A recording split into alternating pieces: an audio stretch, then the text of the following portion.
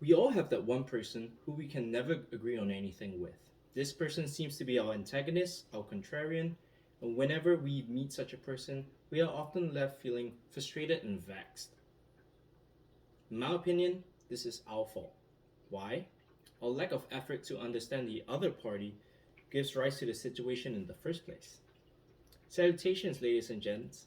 My name is Ephraim Wong, and today I'm going to talk about the top 3 benefits of rhetorical analysis and how it actually helps us better understand each other and resolve interpersonal conflicts.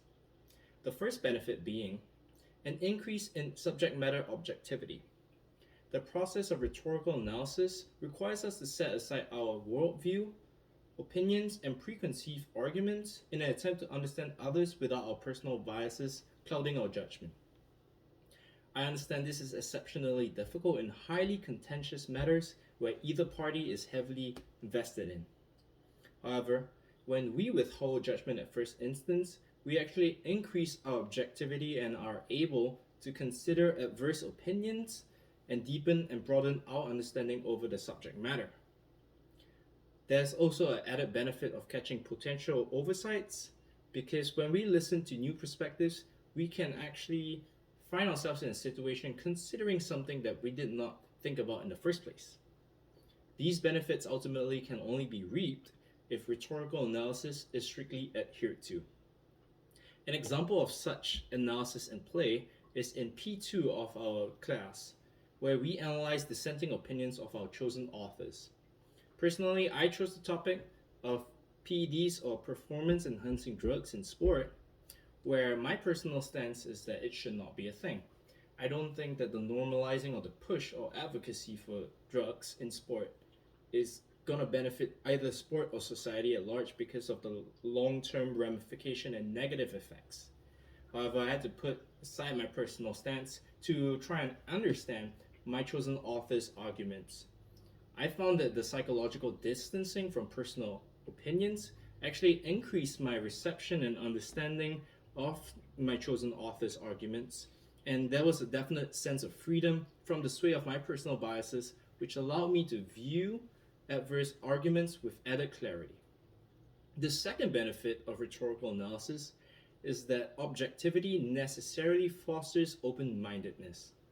I am reminded of Zhuangzi, an ancient China philosopher, and his stance on perspectivism.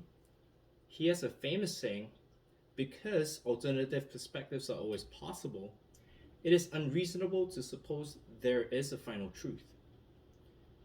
In today's context, we deal with clashing perspectives with a sense of finality, where there is right and wrong, there's with this or against this, and no in between. Rhetorical analysis actually circumvents this sense of finality by shifting the focus from our agreement with the argument towards viewing the merits of the argument itself. This dropping of the mindset of correctness in things increases our propensity towards open mindedness and allows us to focus on understanding our different unique perspectives instead of trying to disprove each other. This gives rise to a sense of humanitarianism, which breeds greater interpersonal understanding. The third and final benefit of rhetorical analysis is the ability to guard against logical fallacies. Rhetorical analysis aims for nuance and comprehensive understanding over someone else's argument.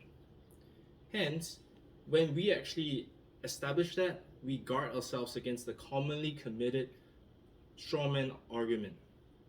This is a fallacy whereby one party has a partial understanding of another party's opinions and formulates a quasi whole argument and starts to attack that argument.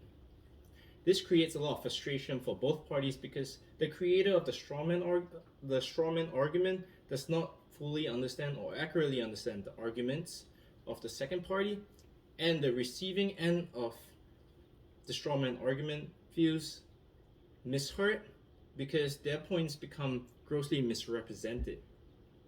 Looking back at P2, it was very easy for me to commit such a strawman argument if I did not aim for a nuanced and comprehensive understanding of the chosen author's arguments. He was pushing for the allowance of PEDs in sport to equalize a baseline performance amongst athletes because he saw that natural differences that arose between athletes created an uneven playing field that is currently present, I would say. And he was trying to push for just enough PEDs where this uneven playing field caused naturally could be equalized. He is actually not pushing for a drug free for all, which is a tempting conclusion to jump to, and I would have if I just saw the title, Why We Should Allow PEDs in Sport. However, because I strictly adhered to rhetorical analysis, I was able to get a nuanced, objective understanding over his points, and I was able to guard myself against committing logical fallacies. As I draw to a close, I would like to reiterate the three main benefits of rhetorical analysis. Firstly, increasing subject matter objectivity by removing my personal biases in the subject. Secondly, open-mindedness by shifting from a mindset of correctness towards understanding the other party. And thirdly, the ability to guard against committing logical fallacies through the aim of nuanced understanding of others.